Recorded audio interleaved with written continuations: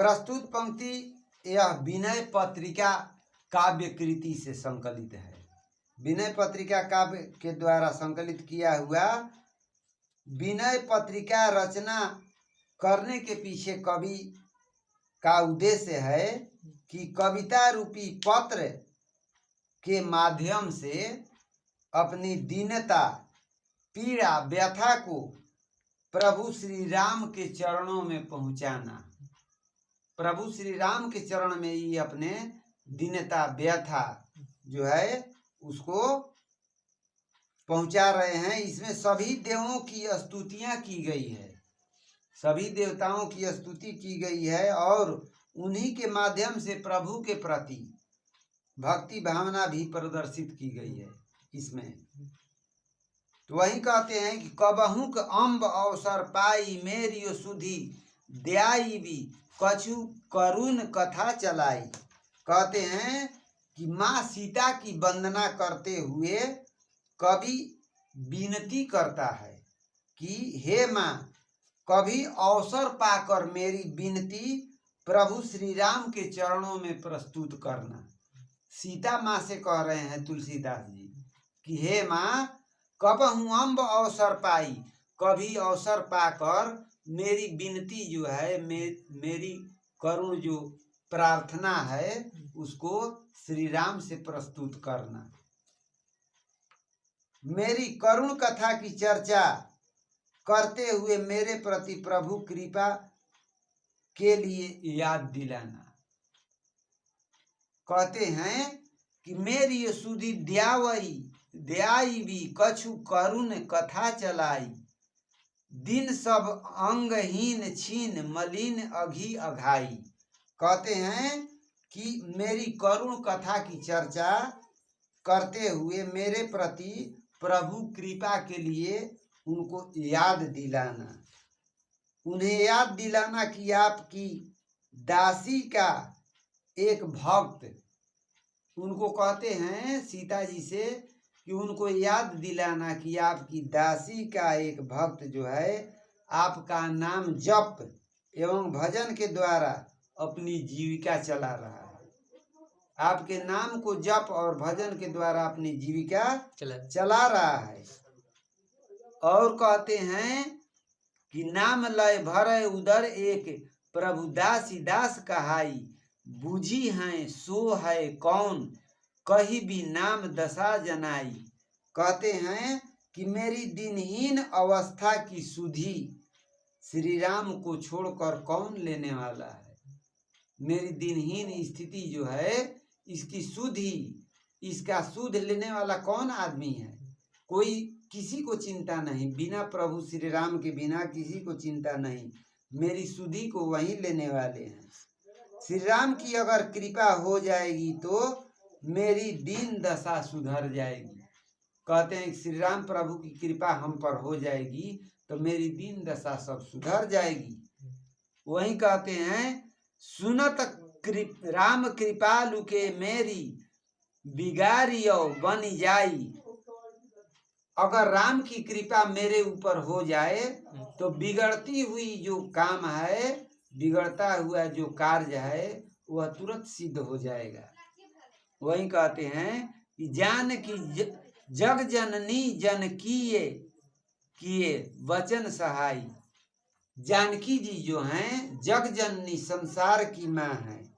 हे जगत की जननी, मेरी तुमसे विनती है। वही विनती करते हैं कि जान की जग जननी जन की किए वचन सहाई।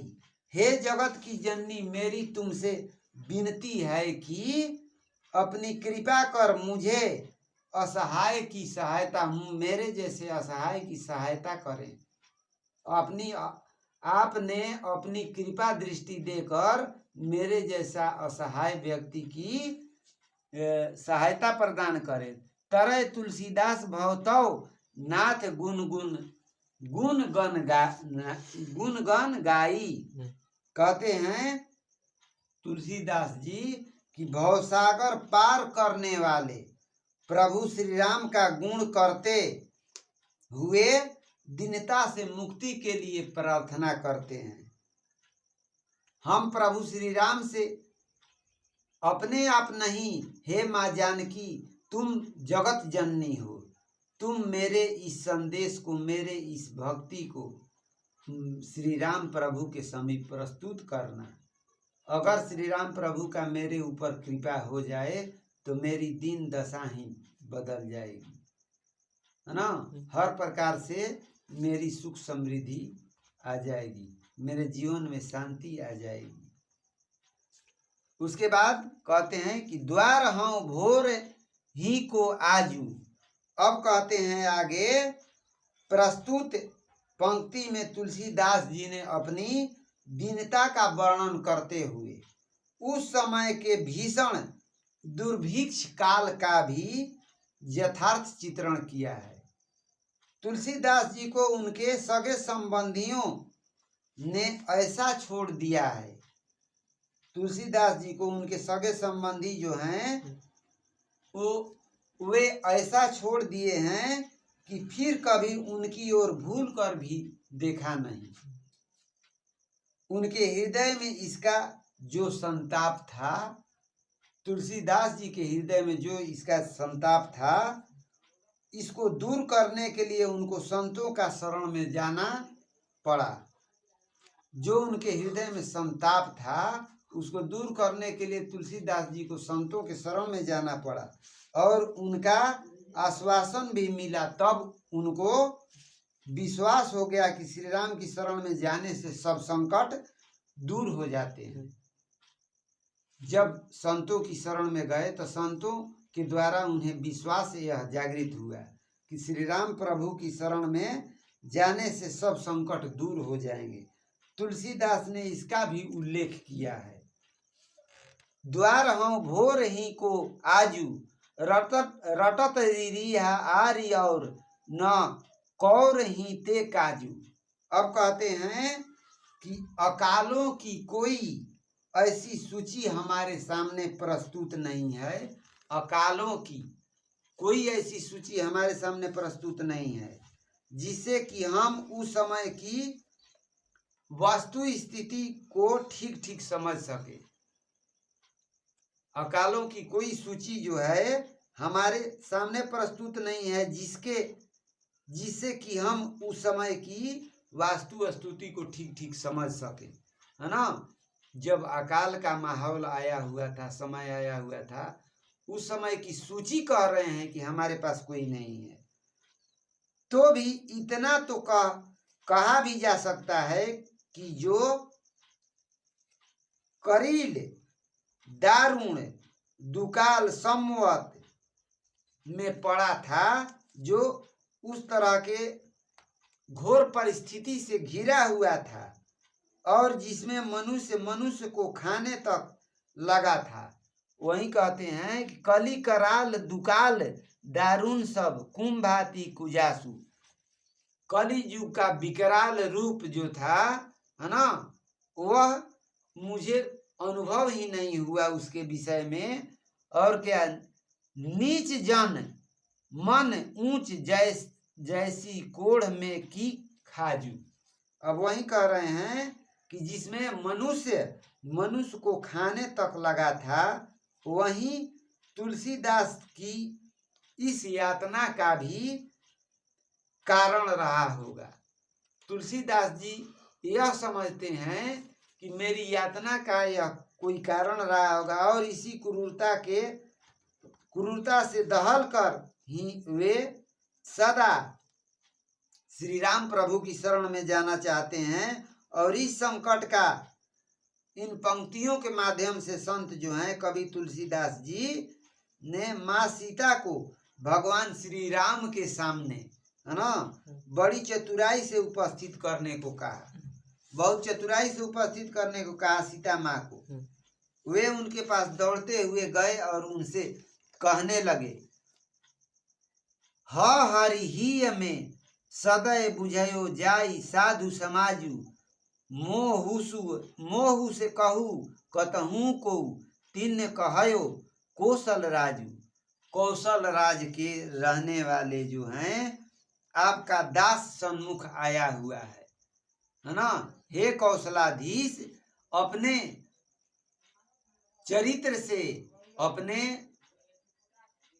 भक्ति को जानकर, मेरी भक्ति को पहचान कर आप उस पर कृपा करने की कृपा करें। और सीता माँ से कहते हैं कि आप उनसे कहिएगा कि आपकी दासी का दास आपका ही नाम लेकर जी रहा है। माँ सीता से कह रहे हैं कि यह भी कहिएगा श्री राम प्रभु से कि आपकी दासी का दास आपका नाम लेकर ही जी रहा है। दीनता दारि दलय को कृपा वारिधि बाजू दानी दशरथ राय के तू बानइत सिरताजू। अब वहीं देखो आगे कहते हैं कि यह अस्पष्ट बात सुनकर श्री राम जी को स्वभावतया नाम जानने की उत्सुकता होगी, स्वभावतः नाम जानना चाहेंगे। तो वंदना प्रकरण के अंतर तुलसीदास जी ने अपने स्वामी से दैन्य निवेदन आरंभ किया है, उनसे निवेदन यह आरंभ किया है। जन्म को भूखौ भिखारी हूँ, गरीब निवाजू पेट भरी तुलसी ही जेवाई भक्ति सुधा सुनाजू।